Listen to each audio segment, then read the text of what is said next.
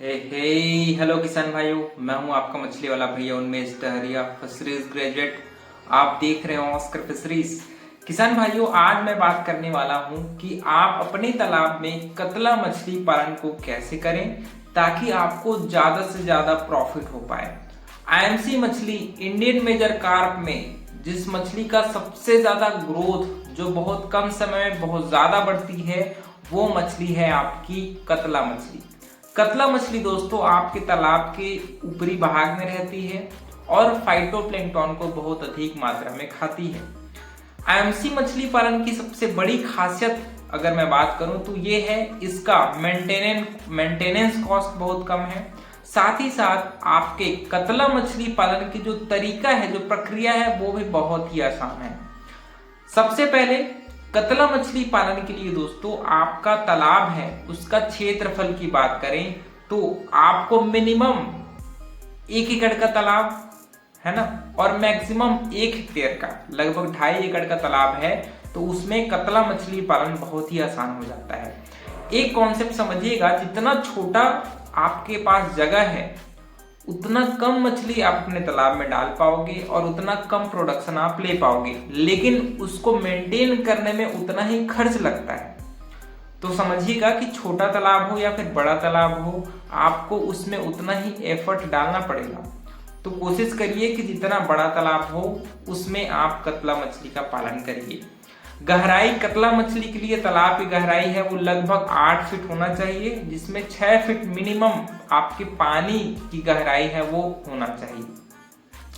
तीसरी बात कि कैसे तालाब में कतला मछली का पालन करना चाहिए। ऐसे तालाब जिसमें लगभग 10 से 12 महीने तक या फिर मिनिमम 8 से 10 महीने तक उसमें पानी ठहरे, ऐसे तालाब में ही आप कतला मछली का पालन करिएगा। क्योंकि क्या होता है कि अगर ऐसे तालाब जहां पर सिर्फ बरसात में ही पानी होती है तो कतला मछली को तैयार होने में लगभग 8 से 10 महीने का समय लगता है। इसीलिए आप अगर ऐसे तालाब में मछली पालन करेंगे जहां पर पानी सिर्फ 4 महीने बरसात के मौसम में ही रहती है, ऐसे तालाब में कतला मछली का पालन नहीं करना चाहिए। ऐसे तालाब जहां पर पानी की सुविधा 12 महीने हो वहीं पर ही आप कतला मछली का पालन करिए। दूसरा, तालाब की तैयारी के बारे में बात करते हैं। क्योंकि कतला मछली दोस्तों फाइटोप्लैंक्टन खाती है, इस वजह से तालाब में प्राकृतिक भोजन की एक सही मात्रा उपस्थित होना जरूरी है। इसके लिए हम लोग 3 स्टेप फॉलो करते हैं। सबसे पहला स्टेप, तालाब में लाइमिंग या फिर चूने का प्रयोग करना।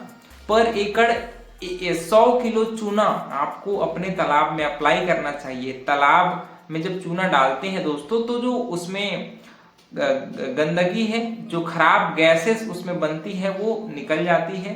साथ ही साथ मिट्टी का जो पीएच है, मिट्टी और पानी का पीएच है दोस्तों, वो न्यूट्रल रहता है, वो बफर रहता है, थोड़ा सा एल्कलाइन रहता है, जिससे जो मिट्टी है और आपकी पानी की गुणवत्ता है दोस्तों वो बरकरार रखती है। उसका पीएच है वो 8.5 से 8.5 के बीच मेंटेन रहता है। तो इसीलिए तालाब में चूने का प्रयोग मछली डालने से पहले करना बहुत ही आवश्यक है। तीसरा काम दोस्तों हम लोग करते हैं तालाब में फर्मेंटेशन करना। फर्मेंटेशन के लिए हम लोग पर एकड़ लगभग 700 किलो काउडंग गोबर, उसके साथ साथ 15 kilo DAP, 10 kilo urea, 5 kilo single super phosphate और 5 किलो उसमें गुड़ और लगभग 250 ग्राम उसमें अच्छी कंपनी का ईस्ट पाउडर, इन सभी चीजों को दोस्तों आपको एक टब लेना है या फिर आप ड्रम ले सकते हैं। उसमें सभी चीजों को सड़ाइए अच्छे से, 2 दिनों तक अच्छे से पानी डाल करके जब ये अच्छा सा गाढ़ा घोल बन जाए दोस्तों, तब उस घोल को आप अपने तालाब में है वो अप्लाई करिए। बहुत ही अच्छे तरीके से आप अपने तालाब में फाइटोप्लैंक्टन बना सकते हैं। दूसरा तरीका, अगर आप काऊ डंक आपके पास नहीं है तो जो पोल्ट्री का जो खाद होता है, प्योर खाद जिसमें बिना भूसा वाला खाद, जिसमें भूसा ना मिला हो, ऐसे खाद को आप ले करके दोस्तों आप डायरेक्ट उसको अपने तालाब में डाल सकते हैं। लेकिन अमाउंट आपको 500 से 600 किलो सिर्फ पोल्ट्री का खाद पर एकड़ के हिसाब से आपको डालना चाहिए, क्योंकि पोल्ट्री की खाद में ज्यादा न्यूट्रिएंट्स नाइट्रोजन, फास्फोरस, पोटेशियम जो न्यूट्रिएंट्स है जो फाइटोप्लैंक्टन बनाती है उसकी मात्रा गोबर के मुकाबले ज़्यादा होती है। इसलिए हम लोग जो पोल्ट्री का जो खाद होता है दोस्तों वो गोबर से हम लोग कम डालते हैं। अब उसके बाद जैसे ही आप तालाब में फर्टिलाइजर फर्मेंटेशन करेंगे उसके बाद दोस्तों आप देखेंगे कि 3 से 4 दिनों के बाद पानी का जो कलर है वो धीरे से हरा कलर होना शुरू हो जाता है। हरा कलर होने का यही मतलब है कि तालाब में अब प्राकृतिक भोजन बन चुका है, फाइटोप्लैंक्टन बन चुका है। अब दोस्तों आप उसमें कतला बच्चे हैं वो आप तालाब में छोड़ सकते हो।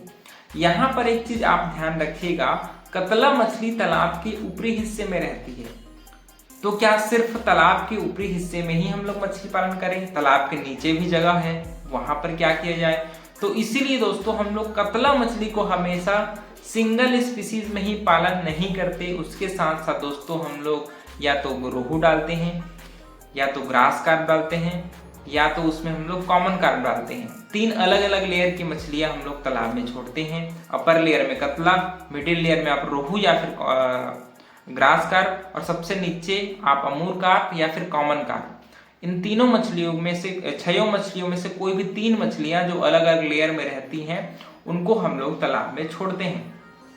बात करते हैं कितना बच्चे छोड़ने चाहिए, तो आप तीनों मछलियों का हम लोग रेशो में हम लोग मछलियां छोड़ते हैं। अपर लेयर को हम लोग छोड़ते हैं दोस्तों लगभग 40%, बीच के लेयर को 30% और सबसे निचले बॉटम लेयर में 30%, तो 40-30-30 इस रेशो में हम लोग अपने तालाब में मछली के बच्चे हैं वो छोड़ते हैं। अपर लेयर में दोस्तों अगर हम लोग पर एकड़ में 5000 फिंगरलिंग बच्चे अगर छोड़ रहे हैं मिक्स करके, तो उसमें अपर लेयर का लगभग दोस्तों 1500 से 2000 के बीच में रहेगा। मिडिल लेयर में जो रहती है ग्रास कार्प वो 1500 रहेगा और सबसे निचले में भी 1500 रहेगा। तो इस प्रकार से एक प्रॉपर रेशो में हम लोग अपने मछलियों को छोड़ते हैं। अब सवाल आता है दोस्तों इसको फीडिंग क्या कराया जाए? फीडिंग दोस्तों आप कतला मछली को अपने फार्म पर ही फीड बना सकते हैं। अब कतला मछली का सबसे बेस्ट खाना मैं कहूं तो वो है आपकी सरसों की खली और राइस ब्रैन, और इसके साथ साथ विटामिन मिनरल मिक्सचर, और समय समय पर उसमें अच्छी कंपनी का प्रोबायोटिक। इन 4 चीजों को अगर आप सही तरीके से अपने कतला मछली को फीडिंग कराएंगे, और एक चीज और ध्यान रखिएगा कि तालाब में बच्चे छोड़ते समय उसका जो भार है दोस्तों, जितना बड़ा साइज का एडवांस फिंगरलिंग बच्चे आप अपने तालाब में छोड़ पाए उतना ज्यादा आपको फायदा होगा। क्यों फायदा होगा? छोटी मछलियां ज्यादा तालाब में मरती हैं, उसकी मोर्टेलिटी रेट, मृत्यु दर बहुत ज्यादा हाई होती है। मान लीजिए आप 5 ग्राम 10 ग्राम के 5000 बच्चे छोड़े हैं, तो जब आप हार्वेस्ट करेंगे उस समय सिर्फ और सिर्फ आपको 2500 से 3000 के बीच में ही आपको मछलियां वो प्राप्त होंगी। लेकिन वहीं अगर आप 50 ग्राम से 100 ग्राम बीज के बच्चे तालाब में छोड़े हैं उस भार के, तो दोस्तों आपको आसानी से 4500-4600 संख्या में आपको मछलियां हैं वो प्राप्त होंगी। तो इसीलिए कहा जाता है कि जितने बड़े साइज के बच्चे आप छोड़ेंगे उसका कल्चर पीरियड उतना कम होगा, साथ ही साथ दोस्तों उसकी मृत्यु दर भी उतनी ही कम होगी। इसीलिए एडवांस फिंगरलिंग बच्चे आपको तालाब में छोड़ने चाहिए। और फीडिंग की बात करें तो मैंने 4 चीज बताए हैं, आपकी सरसों खली, राइस ब्रैन, अच्छी कंपनी का प्रोबायोटिक और विटामिन मिनरल मिक्सचर। इन 4 चीजों को दोस्तों आप मिला करके अपने कतला मछली को फीड कराएंगे सुबह सुबह, तो आपको बहुत ही अच्छा मुनाफा है वो मिलेगा।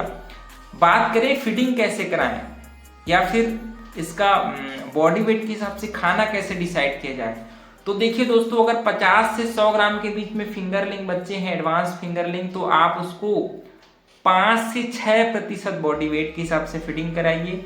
100 से 200 ग्राम के बीच में है तो 4 से 5%, 200 से 300 ग्राम है तो 3%, और जैसे ही 300 ग्राम से ऊपर मछलियां चली जाती है तो उसको 3% बॉडी वेट के हिसाब से आप फीडिंग कराइए। बात करते हैं फीडिंग कराने की प्रक्रिया क्या होनी चाहिए, तो फीडिंग हम लोग 2 तरीके से करते हैं। जितना भी बॉडी वेट के हिसाब से आप अपने कतला मछली को फीडिंग करा रहे हैं उसको पहले वेट करिए और उसको 2 भाग में डिवाइड कर दीजिए। एक भाग को दोस्तों आप गोला बना करके सुबह सुबह खाने को भिगाइए और उसको गोला बना करके तालाब के 4 कोने में और बीच में सेंटर में आपको उस गोले को डालना है। और जब आधे खाने को दोस्तों आपको बैक फीडिंग कराने हैं। बैक फीडिंग का फायदा ये है कि छोटी मछलियों को भी उससे खाना मिल जाता है और साथ ही साथ हम लोगों को एक अनुमान भी लग जाता है कि आपकी कतला मछली कितना फीडिंग कर रही है। अगर मान लीजिए आपने बॉडी वेट के हिसाब से मछलियों को खाना खिलाया है लेकिन आपको लग रहा है कि वो कम है, तो कैसे पता चलेगा वो? जब आप बैग को चेक करेंगे, आपकी मछलियां 10-15 मिनट में ही सभी खाने को खा जा रही हैं, तब आपको समझना है कि मुझे और तालाब में फीडिंग कराने की जरूरत है। तो आप अपने फीडिंग परसेंटेज को थोड़ा बढ़ा करके खिला सकते हैं। तो इस प्रकार से अगर आप बड़े बच्चे डालेंगे तो 6 से 8 महीने में 1 किलो साइज तक कतला मछली पहुंच जाएगी। लेकिन वहीं 15-20 ग्राम के 10 ग्राम के बच्चे डालेंगे तो लगभग 10 महीने आपकी कतला मछली को 1 किलो साइज तक पहुंचने में लगेगा। तो किसान भाइयों, इस प्रकार से मुझे जितना नॉलेज है मैंने आपसे शेयर किया है। आशा करता हूं कि आपको वीडियो अच्छा लगा होगा। अगर वीडियो पसंद आया होगा तो वीडियो को लाइक जरूर करिए। ऑस्कर फिशरीज पर नए हैं तो चैनल को सब्सक्राइब करना बिल्कुल मत भूलिएगा। मिलते हैं अगले वीडियो में, तब तक के लिए बड़ों का सम्मान करिए, छोटों को प्यार करिए और खुद का ढेर सारा ख्याल रखिए। Thank you, thanks for watching.